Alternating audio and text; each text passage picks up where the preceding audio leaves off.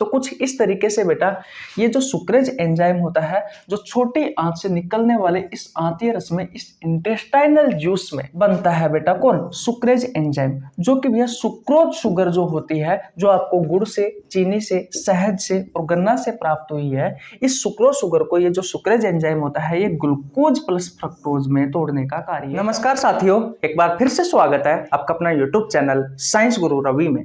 Guys, जैसा कि आपने थंबनेल और टाइटल में देखा, आज की इस वीडियो में बात करने वाले हैं सुक्रेज एंजाइम के बारे में। फटाफट अपने दोस्तों के पास इस वीडियो को शेयर कर दीजिए। उसके बाद में बेटा आज की क्लास की शुरुआत करते हैं। हेडिंग लगा लीजिए सुक्रेज एंजाइम। ध्यान से समझना बेटा, यहां से आपके प्रतियोगी परीक्षाओं में बहुत सारे क्वेश्चन पूछे जाते हैं। सुक्रेज एंजाइम, हिंदी में भी बेटा सेम नाम है, सुक्रेज एंजाइम। सबसे पहले हमारे दिमाग में क्वेश्चन आता है कि एक्चुअली में ये जो सुक्रेज एंजाइम होता है ये पाया कहाँ जाता है, या फिर मैं कह सकता हूं कि स्रावित कहाँ से होता है। देखिए, आप स्मॉल इंटेस्टाइन को जानते हो। स्मॉल इंटेस्टाइन को कहा जाता है भैया छोटी आंत। स्मॉल इंटेस्टाइन को क्या कहा जाता है? छोटी आंत कहा जाता है। और इसी छोटी आंत में एक जूस का निर्माण होता है जिसे कहा जाता है इंटेस्टाइनल जूस, या फिर आंतीय रस कहा जाता है। क्या कहा जाता है भैया? Intestinal juice. इंटेस्टाइनल जूस कहा जाता है, आंतीय रस कहा जाता है। क्या कहा जाता है भैया? आंतीय रस कहा जाता है। इतनी बात क्लियर है। और बेटा इसी आंतीय रस में 3 एंजाइम होते हैं। कितने एंजाइम होते हैं बेटा? 3 एंजाइम होते हैं। बात आती है कौन कौन से एंजाइम होते हैं, तो ध्यान से समझना। 1 नंबर पर आता है माल्टेज एंजाइम। Maltase enzyme. और दूसरे नंबर पर आता है भैया लैक्टेज एंजाइम। Lactase enzyme. और तीसरे नंबर पर आता है भैया सुक्रेज एंजाइम, जिसके बारे में बेटा इस वीडियो में हम पढ़ने वाले हैं। मैं आपको बता दूं बेटा, माल्टेज एंजाइम के बारे में हम पढ़ चुके, लैक्टेज एंजाइम के बारे में हम पढ़ चुके। अगर आपने इन दोनों एंजाइमों के बारे में नहीं पढ़ा है, और भी पाचन तंत्र में उपयोग होने वाले जो विभिन्न एंजाइम हैं जो हमारे भोजन के पाचन में सहायक होते हैं, उनके बारे में आपको जानना है, तो आपको नीचे लिंक डिस्क्रिप्शन में मिल जाएगा, आप जाकर चेकआउट कर सकते हैं। इस वीडियो में गाइज मैं आपको फुल डिटेल में सुक्रेज एंजाइम के बारे में बताने वाला हूं। अब देखिए, ये तीनों के तीनों जो एंजाइम होते हैं बेटा, ये भैया कार्बोहाइड्रेट के पाचन में सहायक होते हैं। कार्बोहाइड्रेट के पाचन में सहायक होते हैं। जो माल्टेज एंजाइम होता है, थोड़ा सा इंट्रो दे देता हूं, ये माल्टोज शुगर के पाचन में सहायक होता है। जो माल्टोज शुगर होती है इसका पाचन करता है। जो लैक्टेज एंजाइम होता है ये लैक्टोज शुगर का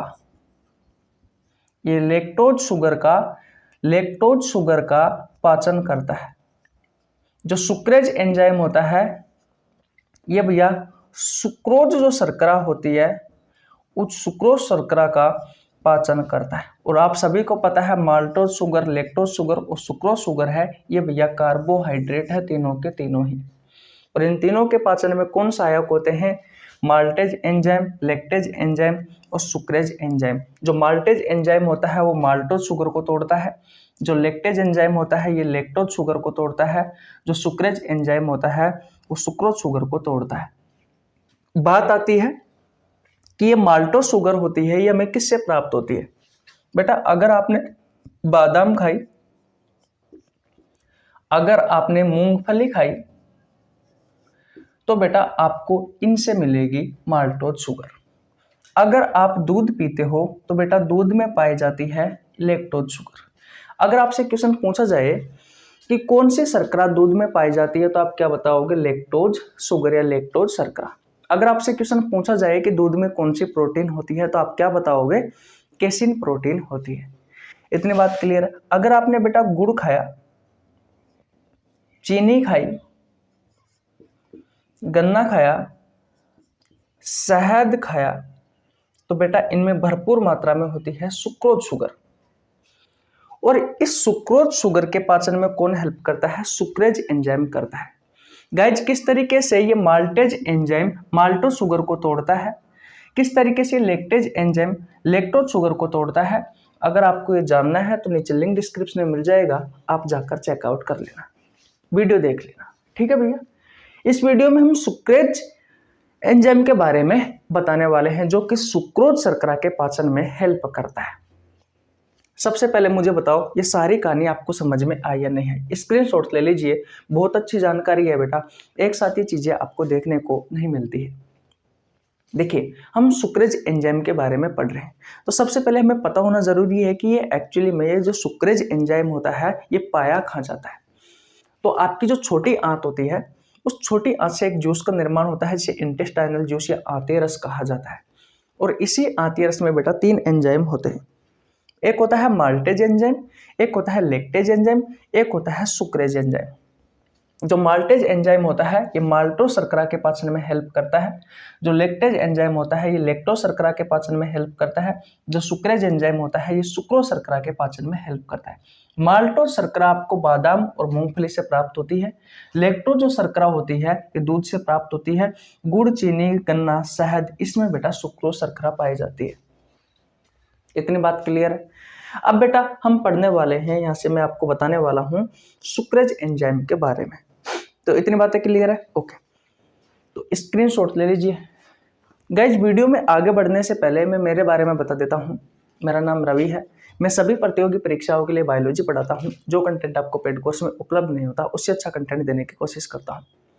आपको हमारे साथ जुड़ने के लिए 1 रुपये देने की आवश्यकता नहीं है, सिर्फ आपको हमारे चैनल को सब्सक्राइब करना है, बेल आइकन को प्रेस करना है, जिससे आपके पास हमारे वीडियो का नोटिफिकेशन टाइम टू टाइम पहुंच सके। गाइज मैंने बायोलॉजी के बहुत सारे चैप्टर करवा रखे हैं, बहुत सारे चैप्टरों के एमसीक्यू क्वेश्चन करवा रखे हैं। अगर आपने नहीं देखे हैं तो आपको नीचे लिंक डिस्क्रिप्शन में मिल जाएगा, फिर चैनल पर जाकर चेकआउट कर लेना।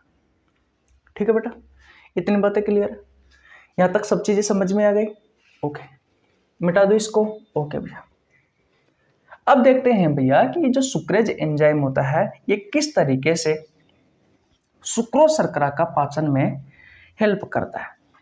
और अगर आपसे क्वेश्चन पूछे कि भैया जो सुक्रेज एंजाइम होता है ये किसका पाचन करता है, कार्बोहाइड्रेट का पाचन करता है, प्रोटीन का करता है या फिर वसा का करता है, तो क्या आंसर दोगे बेटा कि ये कार्बोहाइड्रेट का पाचन करता है। क्योंकि बेटा माल्टेज एंजाइम भी कार्बोहाइड्रेट के पाचन में सहायक होता है, क्योंकि ये माल्टोज शुगर का पाचन करता है, ये माल्टोज शुगर को तोड़ता है जो कि एक कार्बोहाइड्रेट है। लेक्टेज एंजाइम होता है ये भी कार्बोहाइड्रेट के पाचन में सहायक होता है, क्योंकि ये लेक्टोज शर्करा को तोड़ता है। और बेटा सुक्रेज एंजाइम होता है ये भी कार्बोहाइड्रेट के पाचन में सहायक होता है, क्योंकि ये सुक्रोज शर्करा को तोड़ने का कार्य करता है या फिर सुक्रोज शर्करा का पाचन करने में हेल्प करता है। देखिए मैंने आपसे कहा बेटा कि गुड़, चीनी, शहद या फिर गन्ना, अगर आप इनका सेवन करते हो तो इनसे आपको डायरेक्ट प्राप्त होती है बेटा सुक्रोज शुगर। क्या प्राप्त होती है बेटा? Sucrose sugar. ये एक प्रकार का कार्बोहाइड्रेट है, एक प्रकार का ये कार्बोहाइड्रेट है।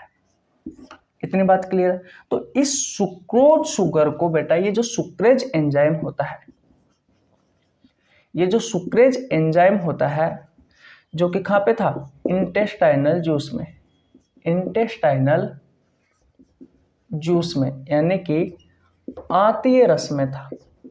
और इस आंतीय रस का निर्माण कहाँ से हो रहा था? तो भैया स्मॉल इंटेस्टाइन से हो रहा था ना? कहाँ से हो रहा था भैया? स्मॉल इंटेस्टाइन से हो रहा था।